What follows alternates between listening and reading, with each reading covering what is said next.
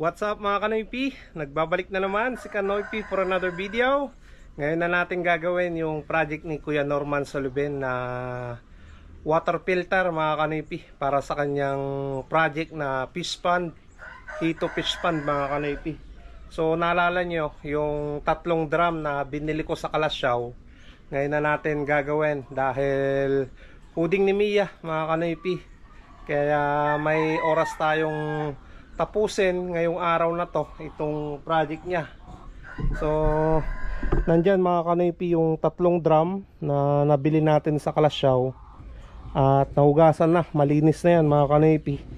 Tapos kung napapansin nyo, naglagay tayo dyan ng tatlong hollow blocks, tapos dalawa dito, tapos isa, para naka-elevate yung mga drum mga Kanoypi, hindi sila pare-parehas.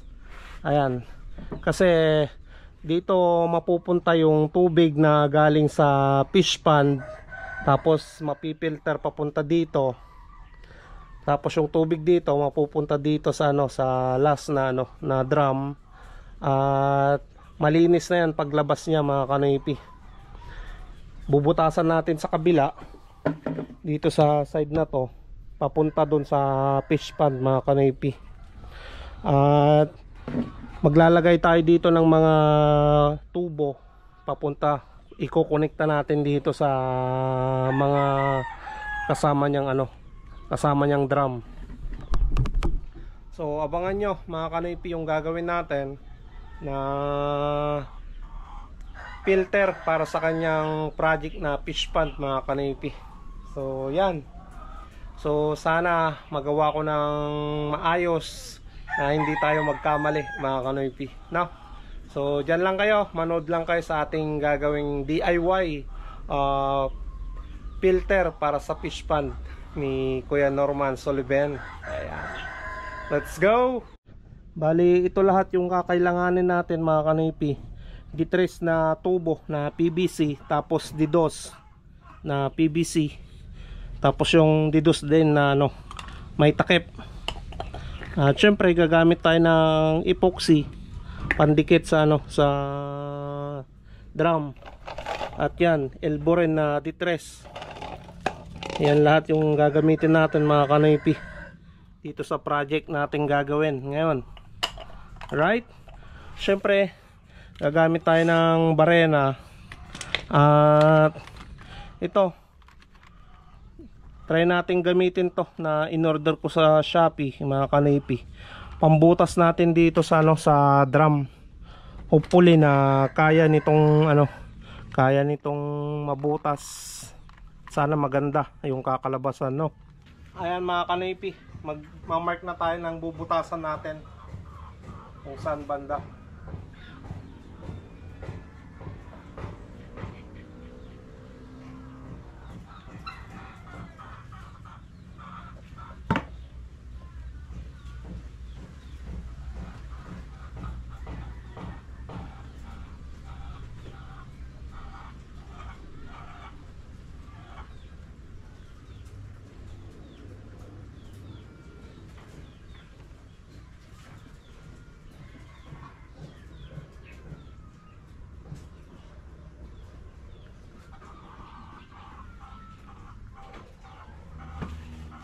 Bali, nalagyan na natin ng mark mga Kanoypi kung saan tayo magbubutas.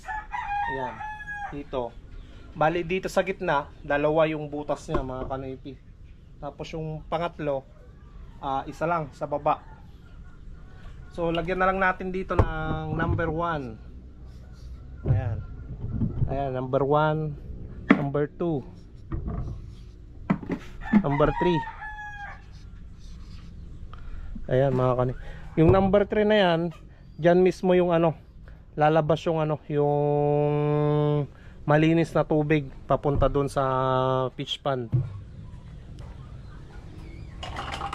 Tapos ito, maglalagay tayo dito sa baba mga Kanoypi ng kanyang drain para yung dumi dito sa loob ng drum, pag binuksan ito yung kanya, lalabas yung yung dumi yan sa loob ng drum mga Kanoypi, no. dito natin ilalagay para ano, sa baba. Ayan. Tatlo yan mga kanaypi. Tatlo yan na labasan ng dumi. Gagamit tayo ng ganitong bala ng drill mga kanaypi para papaluwang itong butas.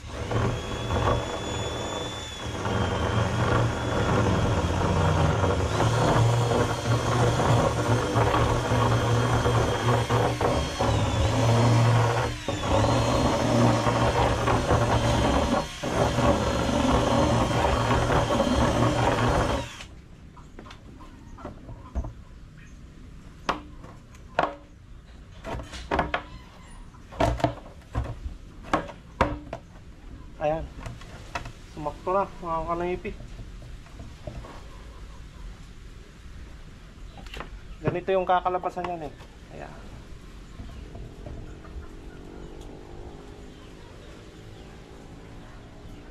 Ayan mga kanaypi.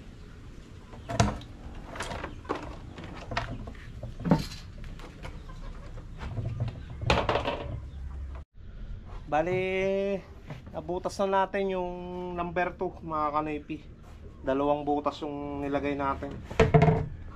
Bali yung sizes na tinabas ko yung ganito na, para may pasok natin mga kanaypi. Lalagyan naman natin ng ano, epoxy yan eh. Okay.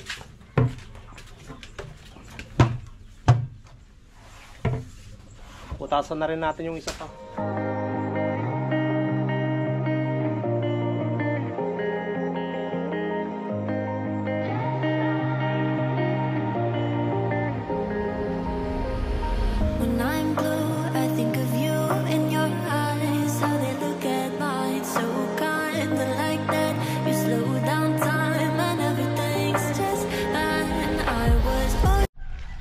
Bale yung elbow at itong PVC na tubo ay ilalagay na natin dyan mga kanaypi. Ayan, isisilan ko na siya. Ito yan yung elbow na to, para dito yan sa first na drum. Ayan, papunta dyan mga kanaypi. Ganyan siya, para yung galing sa ano, galing sa face pan na tubig dito pupunta sa number 1 mga kanaypi. Ayan, i-drop niya yung tubig dito sa number 1, tapos yung number 1 naman, yung tubig dyan pupunta niya dito sa number 2. Ayan, ganyan naman mga kanaypi, pababa, papunta dito sa baba niya. Ayan, tapos yung number 2 na tubig na filter na dito sa loob ng drum, ibabato naman niya dito sa ano, sa number 3 na drum. So yung elbow naman ganyan siya mga kanaypi. Ayan, tapos kukonekta dito sa kabila, papunta doon. Tapos may filter na naman dyan, yun na yung malinis na tubig na papunta doon sa ano, sa pispan. So mamaya makikita nyo yung kakalabasan nito. So maglalagay na tayo ng silat mga kanaypi. Ito yung ginagamit ni Boss Peter na pandikit para walang leak yung PVC pipe.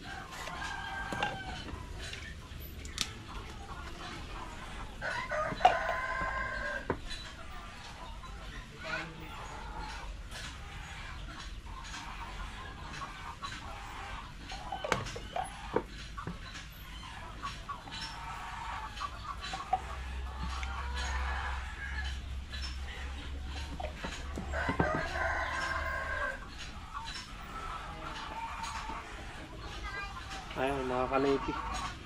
Bali susukatin na natin yung ano, yung ilalagay nating PVC pipe dito, kung gaano haba yung PVC pipe. So ilalagyan natin ng 50 mga kanaypi, 50 yung haba nya. Ayan, susukat na tayo ng 50 dito sa PVC na to mga kanaypi, para matabas na natin. Dalawang 50 yung tatabasin natin.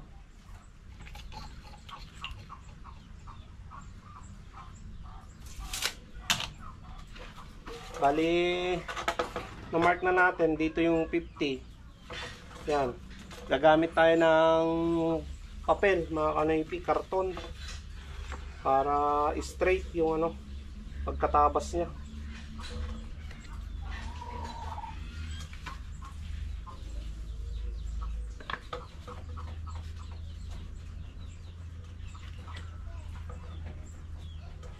Ayan mga kanoypi, straight na yan.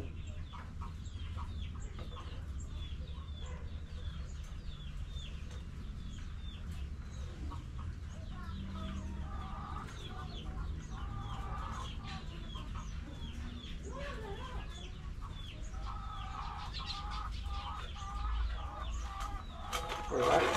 Ayan. Straight mga kanoypi. Ganyan yung technique para ano, makuha nating bilog yung tatabasin natin, hindi tabingi. Ayan, tabasin ko lang mga kanoypi.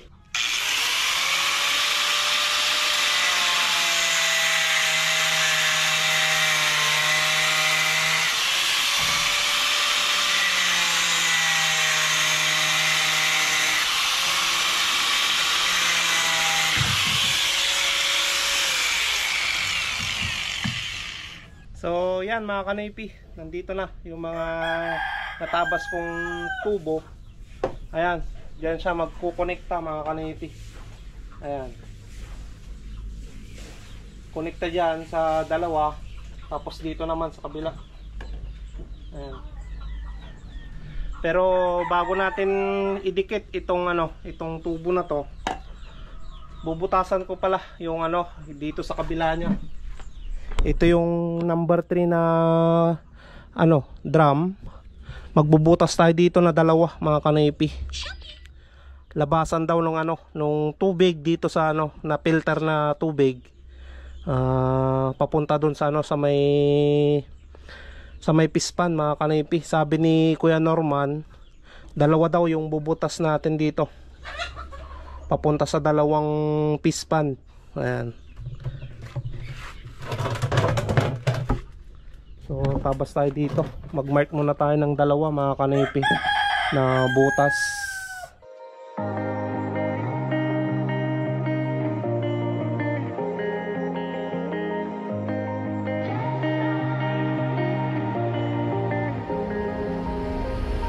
When I'm blue, I think of you in your eyes, how they look at mine, so kind of like that. You slow down time and everything's just fine. I was ocean swimming with just wishbone, thinking of my life, the vision drifting by, until I found a lighthouse in your heart, shining like a beacon of bright stars. How did life go wandering? Ayos na mga kanoypi. Nakabutas na tayo ng dalawa dito, tapos dito. Alright, pwede na yan mga kanoypi. So balik rin na natin. Ayan mga kanoypi.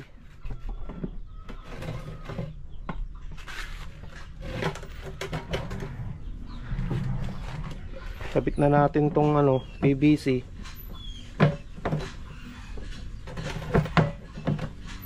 Ganyan mga kanoypi. Bali, maglalagay na tayo ng epoxy mga kanoypi. At uunahin ko muna itong side na to. Yan. Nagkukontrahan kasi pag nilagay kong dalawa mga kanoypi. Kaya lagyan muna natin ng epoxy. Tapos mamaya dito naman yung susunod. Bali mga kanoypi, nailagay ko na yung isang tube nya.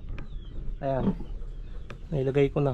Bali naidikit na rin natin ng epoxy mga kanoypi. Ayan, pati dito, pati sa loob nilagyan ko na rin ng epoxy. Ayan. So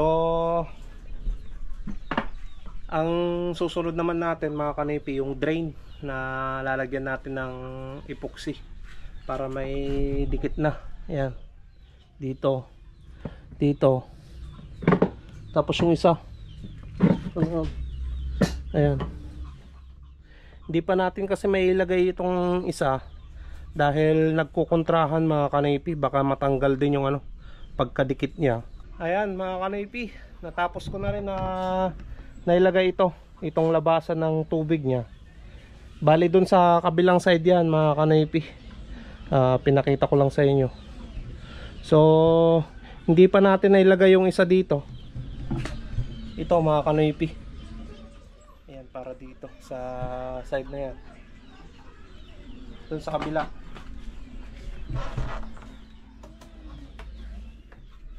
Yan mga kanipi, bali hindi pa natin nailagay ito ganyan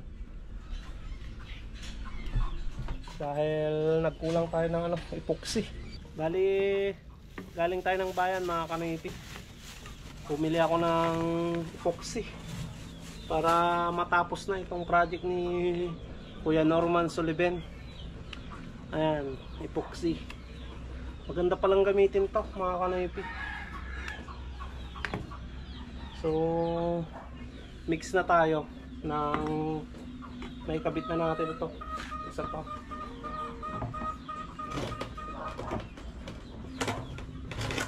Bale natapos ko na mga kanipi yung pag-install ng pipe, PVC pipe dito sa drum. Ayos na. Alright, kunting linis na lang mga kanipi dahil sa mga nag-anuhan ko ng epoxy, yung ginamit kong tubig, yan, kailangan ko na lang linisan. Bali dinubli ko pa dito, may sobra pang epoxy, dinubli ko na dito para wala nang tagas talaga. Ayan. Bali hindi ko pa pala nailagay itong mga elbow. Itong elbow na to dito sa baba mga kanipi, yan, bukas ko na lang ilalagay para hindi magalaw yung pag-install natin. Ayan, galing no. Ayan. Tapos dito yung isa. Ayan. Bali dalawa pa yung elbow ko eh. Isa dito sa gitna, isa dito sa dulo.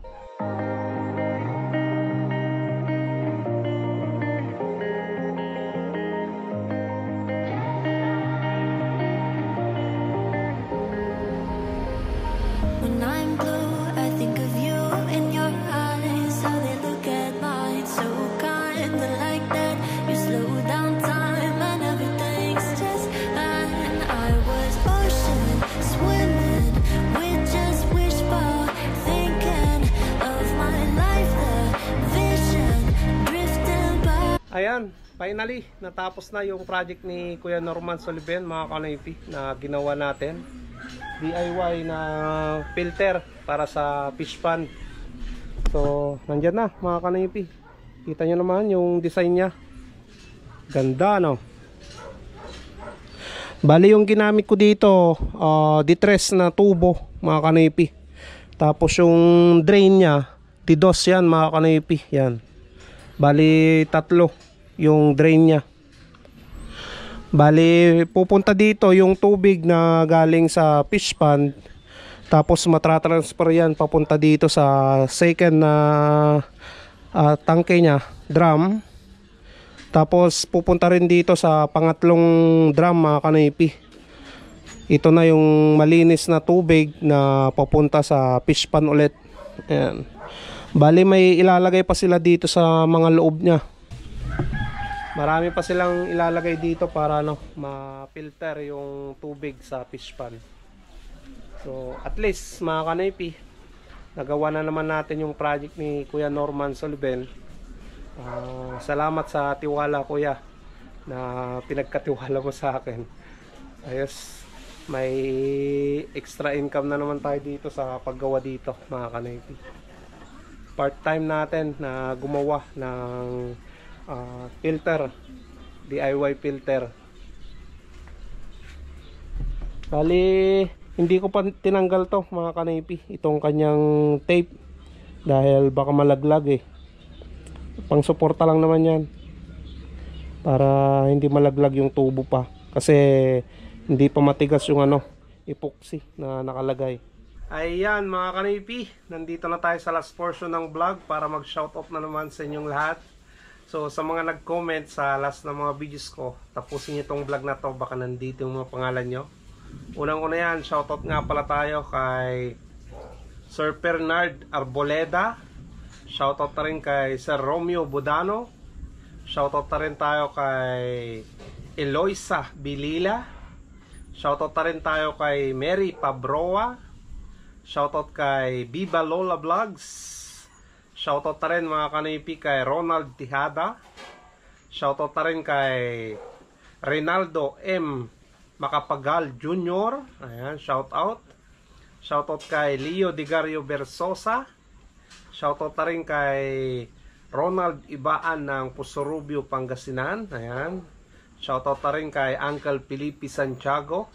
At syempre sa kanyang kapatid na si Uncle Estibidoc Santiago diyan sa Bitis, Pampanga. Shoutout na rin mga kanipi kay Loar Cubal. Shoutout na rin mga kanipi kay Rick Manalon. Ayan.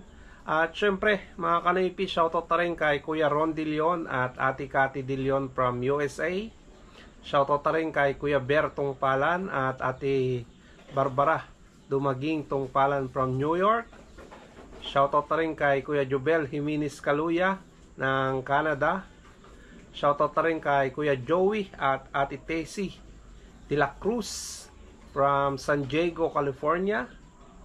Ayan, shoutout na rin sa inyong lahat mga kanoypi. Kung gusto mong ma-shoutout next vlog, just comment below mga kanoypi para ma-shoutout ko sa mga susunod na vlog. So dito ko na naman tatapusin ang video vlog mga kanoypi. Kita-kita na naman tayo bukas sa panibagong video na gagawin natin. Thank you so much. Stay safe lagi. I love you all and peace out.